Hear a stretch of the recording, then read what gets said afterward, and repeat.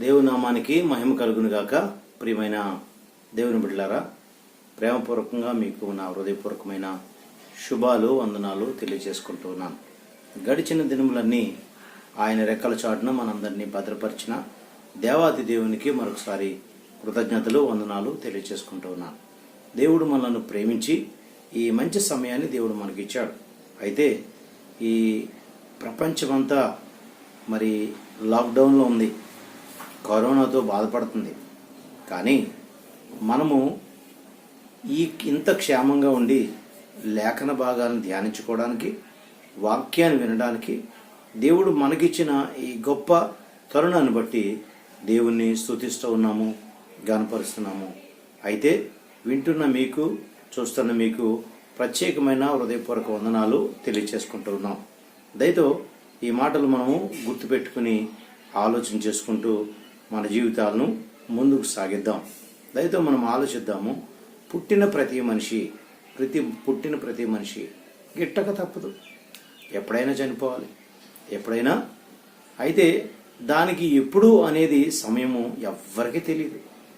కానీ ఈ విషయాన్ని మనం స్పష్టంగా ఆలోచించాలి. అందుకోసమని పుట్టిన ప్రతి మనిషి గిట్టక తప్పదనే లేఖన సత్యాల్ని, లోక సత్యాన్ని మనం గమనిస్తున్న మనము ఈరోజు లేఖనాల్లో మరొక సత్యం మనకు కనపడుతుంది. లోకంలో కూడా అదే సత్యాన్ని లోకము వెతుకులాడుతూ ఉన్నది. అయితే ఏంటంటే, పుట్టిన ప్రతి మనిషి ఎదగాలి అని ఆలోచిస్తూ ఉంటాడు.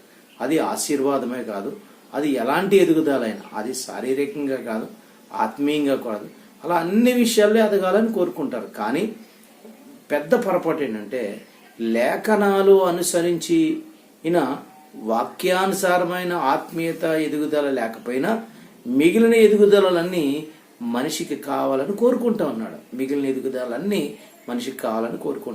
కానీ దేవుడు ఏమంటా ఉన్నాడంటే, నిన్ను అన్ని విషయాలలో వర్ధిల్లింపు చేయాలని కోరుకుంటూ ఉన్నాడు. నీ ఆత్మ వర్ధిల్లత కావాలి, నీకు శారీరక వర్ధిల్లత కావాలి, ఈ లోకంలో నీ పనిలో వర్ధిల్లత కావాలి, నీ వ్యాపారంలో వర్ధిల్లత కావాలి, అన్ని విషయాల్లో నీకు అభివృద్ధి కావాలని ఆయన కోరుకుంటూ ఈ మాటలు నేను మీకు తెలియచేస్తా ఉన్నాను. అభివృద్ధి అనేది ఒక మనిషి తన ఇష్టానుసారంగా బ్రతికినంత మాత్రాన రాదు. అయితే ఇక్కడ కొన్ని విషయాలు, నేను 3 విషయాలు నేను మీతో చెప్పి త్వరగా ఈ మాటలు ముగించాలని చూస్తూ ఉన్నాను. దయతో గమనిద్దాము. నిర్గమకాండము 32 అధ్యాయము 25వ వచనాన్ని కనుక మనం చూసినట్లయితే దానిలో స్పష్టంగా ఇలాగుంది. మనిషి ఎందుకు ఆ వర్ధిల్లలేకపోతున్నాడు, ఎందుకు అభివృద్ధి చెందలేకపోతున్నాడు, కారణాలు ఏంటి అని అంటే, వారు దేవుని మాట వినకపోవడం వల్లనే. వారు యజమానుడైన మనల్ని సృష్టించిన సృష్టికర్త మాట వినకపోవడం వల్లనే వారికి వర్ధిల్లత లేదు, వారికి అభివృద్ధి జరగట్లేదు. అయితే అభివృద్ధి కావాలని కోరుకున్న ప్రతి మనిషి ఎవరైతే అభివృద్ధి చేస్తారో అభివృద్ధి చేసే వ్యక్తిని మరిచిపోయిన వారిగా ఉన్నారు. అయితే ప్రియమైన దేవుని బిడ్డలారా, ఇక్కడ లేఖనాలు చాలా స్పష్టంగా మనకు అర్థమవుతున్నాయి. చూద్దాము. నేనే చదువుతున్నాను.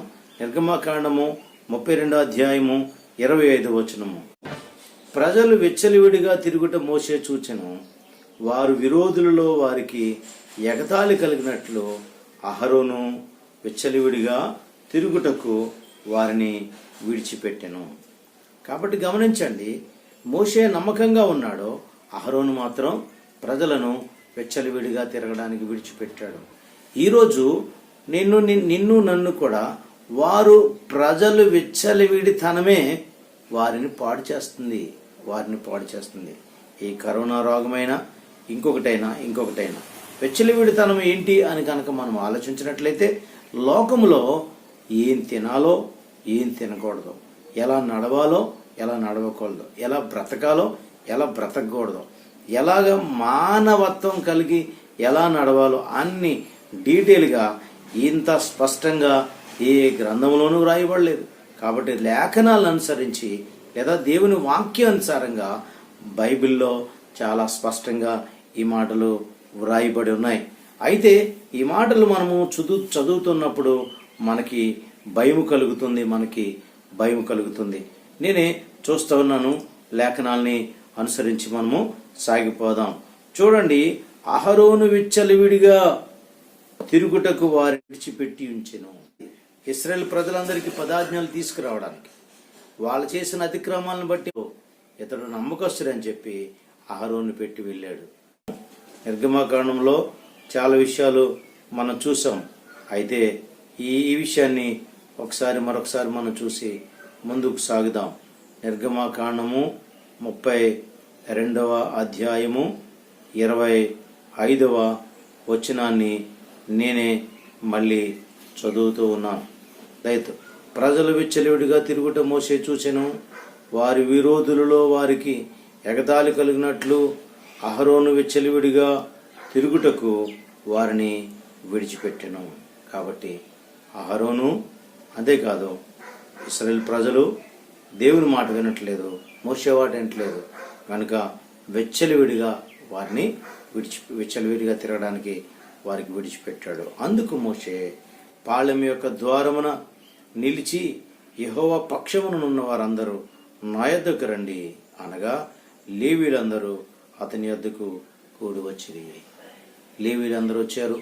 దేవుని ప్రజలందరూ అక్కడ ఆయన దగ్గరికి వచ్చారు. చక్కటి అద్భుతమైన రీతిలో మోషే మాట విన్నవారిగా కనపడుతున్నారు. ప్రియమైన దేవుని బిడ్డలారా, మనము ఇప్పుడు ఆలోచించాలి. చాలా మంది ప్రజలు తమ ఇష్టానుసారంగా జీవించాలని కోరుకుంటున్నారు తప్ప కానీ దేవుని మాట వినాలి, దేవునికి లోబడి బ్రతకాలి. ఆయన నా ముందు ఒక యజమానుడు ఉన్నాడు, లేదా నా ముందు ఒక లీడర్ ఉన్నాడు, లేదా నాయకుడు ఉన్నాడు, కుటుంబ యజమాని ఉన్నారు, లేదా కుటుంబ యజమానురాలు ఉంది, వారి మాటలు విని నడవాలనేది వారికి రావట్లేదు. అయితే ఒకసారి గమనించి చూసినట్లయితే, ఆదికాండంలో గమనించి చూసినట్లయితే శారా యొక్క దాసి ఆగరు తను యజమానురాలు యొక్క బాధను తట్టుకోలేక పారిపోతున్నది. ఈ పారిపోతున్నప్పుడు దేవుడు ఒక అద్భుతమైన కార్యం చేశాడు.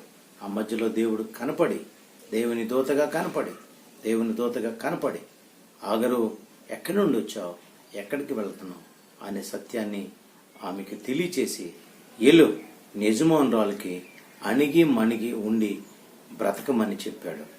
అందుకోసమని అప్పుడు ఆ మాట విన్న హాగరు తిరిగి వెనక్కి వచ్చింది. యజమానురాల దగ్గర అణిగి మణిగి ఉంది. అలా దేవుడు చెప్పేదాకా మనం వినం. కానీ ఇప్పుడు దేవుడు చెప్తున్నా కానీ మనం వినట్లేదు. అప్పుడు హాగరు ఆశీర్వదించబడింది, హాగరు దీవించబడింది.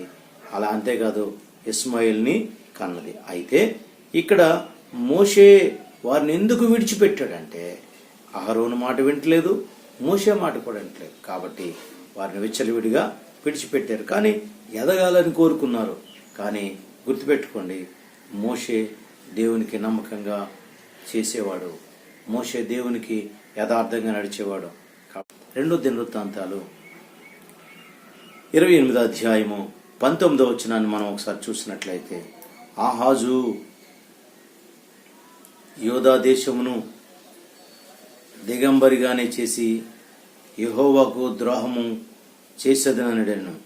గనుక యెహోవా ఇశ్రాయేలు రాజైన ఆహాజు చేసిన దానిని బట్టి యోధా వారిని ఈనపరిచెను. ఈ సందర్భాన్ని కూడా మనం గుర్తుపెట్టుకోవాలి. అయితే ఆహాజు యోధా దేశమును దిగంబరిగా చేయాలని అనుకున్నాడు. కానీ యెహోవాకు ద్రోహము చేసి ఉండెను కనుక యెహోవా ఇశ్రాయేలు రాజైన ఆహాజు చేసిన దాన్ని బట్టి వారిని ఈనపరిచినట్టుగా కనపడుతుంది. ఎందుకు అనంటే ఇక్కడ కూడా అదే పని చేశాడు. ఆహాజు కానీ రాజు దేవుని కొరకు నమ్మకంగా లేడు, యథార్థంగా బ్రతకలేదు. గనుక ఈ రాజు చేసిన పని దేవునికి కోపం వచ్చింది. అయితే ఈ రాజు ఆలోచించిన పని దేవునికి కోపం వచ్చింది. కాబట్టి దేవునికి నమ్మకంగా బ్రతకలేనందుకు, దేవుడు చెప్పినట్టు జీవించలేనందుకు, ఈ చెడ్డ తలంపు అతనిలో పుట్టినందుకు దేవుడు వారితో పాటుగా ఇశ్రాయేలు రాజైన ఆహాజు చేసిన దానిని బట్టి యోధావారందరినీ హీనపరిచాడు అనేది స్పష్టంగా మనకి అర్థమవుతుంది. ప్రియమైన దేవుని బిడ్డలారా, మరి అలా చేయడం న్యాయం అంటారా? ఆహాజు రాజు కాదు. కాబట్టి ఇలాంటి మనుషులకి, వ్యక్తులకి రకరకాలైన వ్యత్యాసాలుండి, రకరకాలైన కుట్రలు కుయుక్తులు కలిగి సాగిపోతున్న రోజులివి. అయితే దేవుడు అంటాడు, నీవు యథార్థంగా నన్ను వెంబడించినట్లయితే, నన్ను నమ్మినట్లయితే తప్పక నేను దీవిస్తాను అని చెప్తున్నాడు. ఆయన మాట వింటే దీవించబడతాం. ఆ దీవెనలు దీవెన మాటలు ఎన్నో మనకు కనపడుతున్నాయి. కానీ ఈరోజు మనిషి దీవించబడాలని కోరుకుంటూ ఉన్నాడు, కానీ దీవెన ఇచ్చే వ్యక్తి మాట మాత్రం వినట్లేదు అనేది గుర్తుపెట్టుకోవాలి. కాబట్టి ఈరోజు దీవెన కావాలంటే దేవుని మాట వినాలి. అందుకే మోషే నా ఇల్లంతటిలో నమ్మకస్తుడు, అతను నా మాట వింటూ ఉన్నాడు, కాబట్టి నేను అతన్ని దీవిస్తానని చెప్పి మోషేని దీవించాడు. అనేక మందికి ఆశీర్వాదకరంగా మలిచాడు. అంతేకాదు, చివరిగా మరొక రిఫరెన్స్ మనం చూడండి. నిర్గమాకాండము 33వ అధ్యాయము 4వ వచనాన్ని కనుక మనం ఆలోచించినట్లయితే, ప్రజలు ఆ దుర్వార్తను విని దుఃఖించిరి, ఎవడను ఆభరణములను ధరించుకొనలేదు. గుర్తుపెట్టుకుందాం ఒకసారి, మళ్ళీ చదువుతాను. ప్రజలు దుర్వార్తను విని దుఃఖించిరి, ఎవడను ఆభరణములను ధరించుకొనలేదు. ఈ మాటలు చాలా స్పష్టంగా కనపడుతున్నది. ఎందుకు అనంటే, ప్రజలెవ్వరూ దుఃఖకరమైన వార్త విన్నప్పుడు, లేదా ఆ దుర్వార్త విన్నప్పుడు ఎవ్వరికి అది జరగలేదట. ఎవరు కూడా తెగించలేదంట. అందుకే అక్కడ అంటా ఉన్నాడు. మీరు 3వ వచనం చూసుకున్నట్లయితే, అదే నిర్గమాకాండం 33వ అధ్యాయము 3వ వచనం చూసినట్లయితే, మీరు లోబడినోళ్ళని ప్రజలు కనుక నేను మీతో కూడా రాను, త్రావులో మిమ్మల్ని సంహరించదునేమో అని మోషేతో చెప్పాడు. ఈ విషయాన్ని మనం ఒకసారి స్పష్టంగా గుర్తుపెట్టుకుందాం. ప్రజలు దేవుడు మనల్ని దీవించాలని కోరుకుంటున్నాం. మనం దేవుని మాట వినకపోతే ఆయన దీవిస్తాడంటారా? మీరే ఆలోచించండి. ఆయన దీవించడు సరిగదా? మరి ఆయన నుంచి వచ్చే ఉగ్రత లేదా కోపము మన మీద నెరవేర్చబడుతుంది. ఈరోజు మన ఇంట్లో మన పిల్లలు మన మాట వినకపోతే మనం వారిని ప్రేమిస్తామా? ప్రేమించలేము. అయినప్పటికీ అలాగే వారికి తిండి అన్ని పెట్టడం మానతామా? మానలేం. ఏదో కొద్ది గొప్ప పెడతాం. కానీ వాళ్ళు మాట వింటే గనక మా తల్లిదండ్రులుగా మనకి ఎంత దీవెన, ఎంత సంతోషమో, అలాగే నీవు నన్ను పుట్టించిన దేవాది దేవుని మాట మనం వినగలిగితే తప్పక ఆశీర్వాదము, దీవెన అని మనం చెప్పొచ్చు. అయితే ఇక్కడ మీరు మనం ఆలోచిద్దాం. చూడండి, అక్కడ 2వ వచనం చూడండి. మోషేని కానాను దేశానికి వెళ్ళడానికి, ఇల్లయ్యా నేను నీతో ఉంటాను, నీ కూడా ఉంటాను, నువ్వు నడువయ్యా, ఇశ్రాయేల్ ప్రజలందరినీ కూడా మరి ఐగుప్తు దేశం నుంచి కానాను దేశానికి తీసుకువెళ్ళాలి అని అన్నప్పుడు దేవుడిని మోషే, అయ్యా నువ్వు మాతో రావాలి అని అడుగుతున్నప్పుడు, నేను మీతో పాటు కనుక వస్తే మీరు లోపడిన వాళ్ళని ప్రజలు కనుక త్రావులోనే నా కోపంతో నేను మిమ్మల్ని చంపేస్తాను. కాబట్టి నేను అలా చేయట్లేదు. కానీ దేవుడు కోపించుచుని వాత్సల్యతను చూపించేవాడు. ఈరోజు దేవుడు మనల్ని ప్రేమించి ఆయన వాత్సల్యత చూపించేయడానికి ఇష్టపడి ఈ మాటలు నీకు నాకు తెలియచేస్తున్నాడు. కనుక ఒకసారి ఈ సందర్భాన్ని మనం గుర్తుపెట్టుకోవాలి. ఈ సందర్భాన్ని మనము ఆలోచన చేయాలి.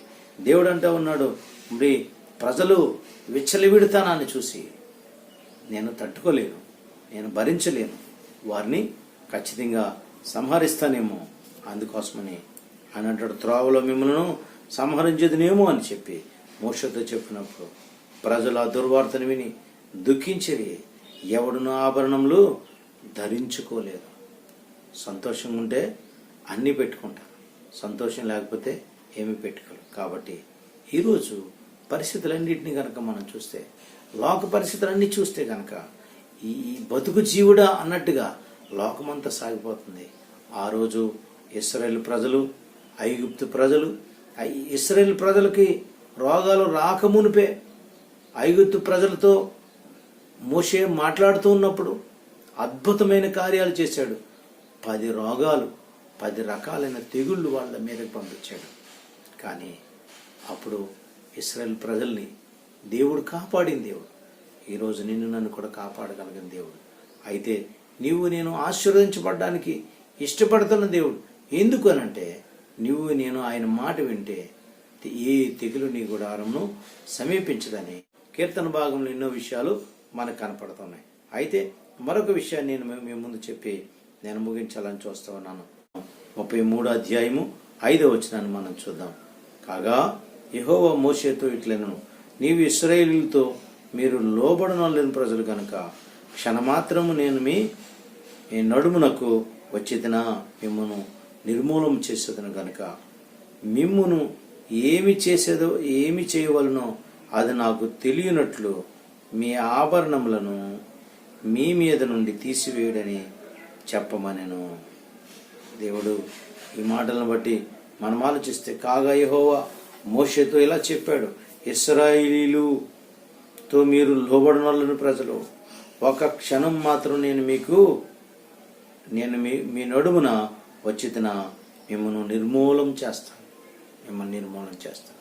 కాబట్టి అలాంటి నిర్మూలన చేయడానికి ఆయన ఎప్పుడూ ఇష్టపడుతున్నాడు. ఎందుకు అనంటే, మనం తిన్నంగా లేకపోతే అంతే. ఆ రోజు ఇశ్రాయేలు ప్రజలు సరైన క్రమంలో లేరు కనుక నిర్మూలం చేస్తానని చెప్పాడు.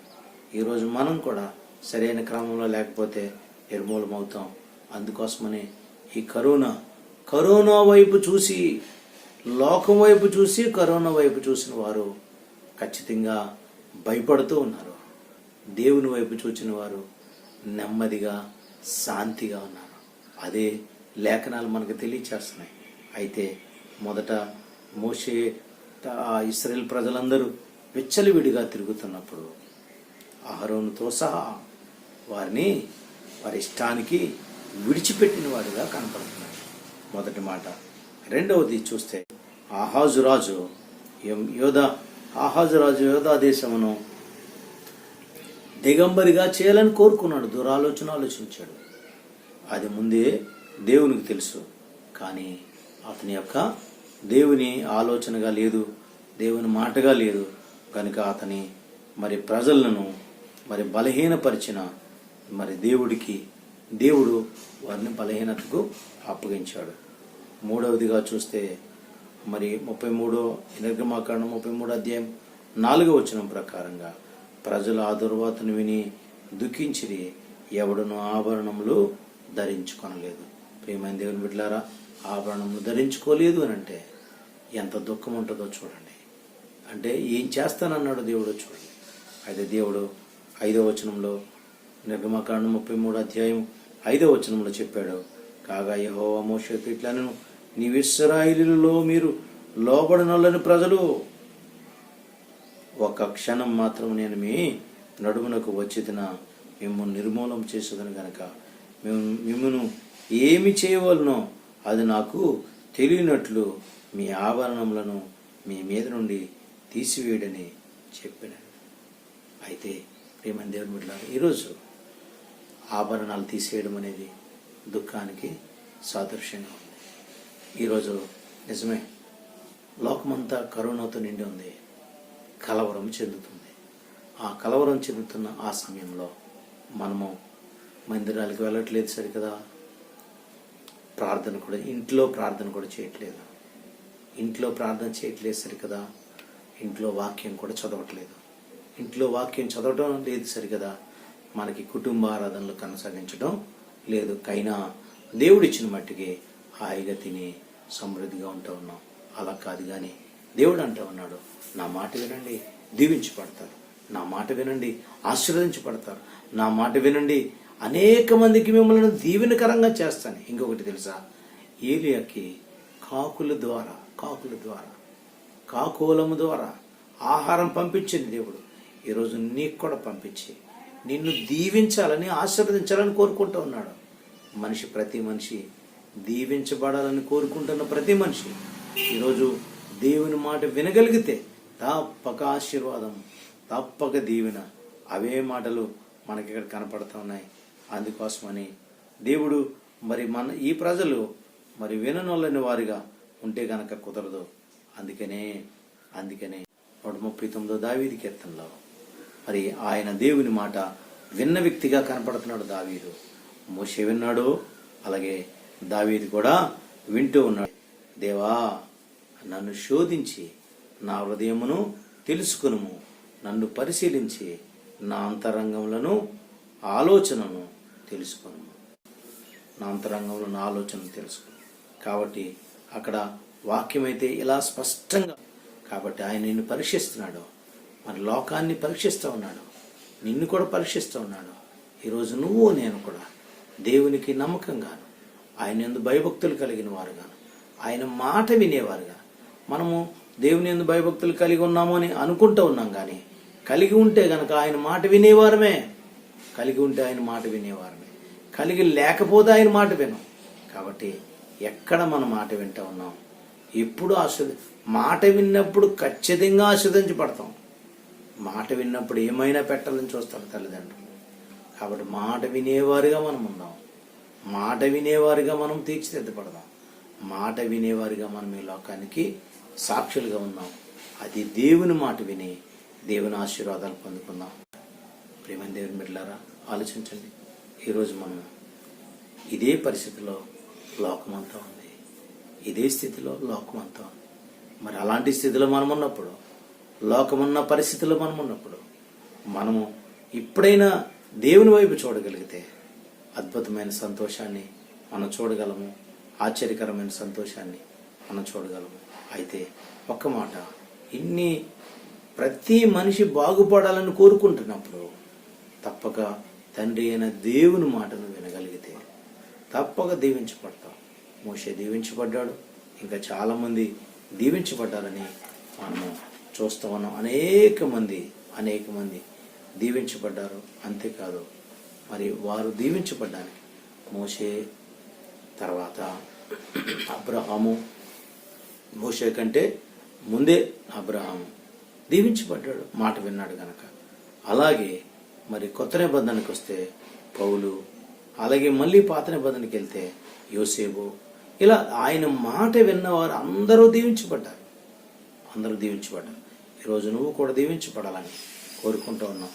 ఆయన మాట విని ఆ ప్రకారం నడిచి ఆ విధమైన ఆశీర్వాదాలు నువ్వు పొందుకోవాలని కోరుకుంటూ, యేసుక్రీస్తు నామములో ఈ మాటలు నీకు తెలియచేసుకుంటూ నువ్వు కూడా దీవించబడాలని, ఈ మాటల ద్వారా నీవు సాగాలని, ఈ కరోనాలో, ఈ కరువు సమయంలో, ఈ లాక్డౌన్ టైంలో నీ ఇంట్లో కుటుంబారాధన, నీ ఇంట్లో ప్రార్థనా జీవితం, నీ ఇంట్లో బైబిల్ చదవటం, నీ ఇంట్లో కుటుంబారాధనలో అందరము కలిసి ప్రార్థన చేసుకోవడం, ఇవన్నీ తప్పక అవసరం.